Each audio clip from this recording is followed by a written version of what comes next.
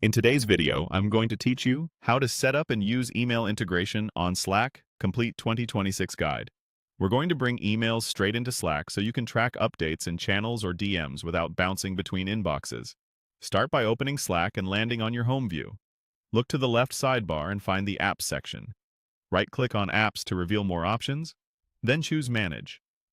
This opens Slack's App Management area, which is where you'll control and add integrations for your workspace. Next, click Browse Apps. You'll see a search bar at the top. Type Email for Slack. This is the official integration that creates an email bridge into Slack. Select the Email for Slack listing and click Install. You may see an Add to Slack button on the app page. Click that to continue. If your workspace requires admin approval, you'll be prompted to request it. Otherwise, you'll see a permission screen explaining what the app can access. Review the details, then approve to complete the installation. Follow the on-screen prompts to finish setup.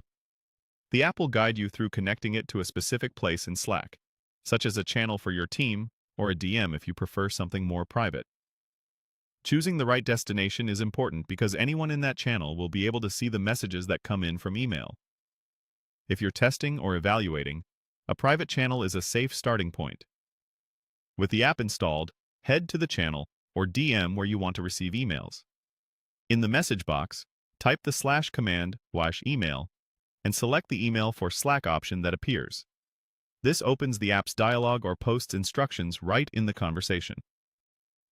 From there, Email for Slack will provide a unique email address associated with this channel or DM, or guide you to generate one. Copy that address and keep it handy.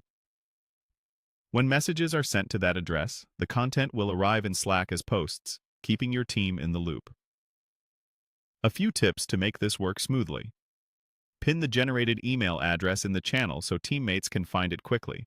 Consider using it for things like support notifications, calendar alerts, or vendor updates you want the group to see.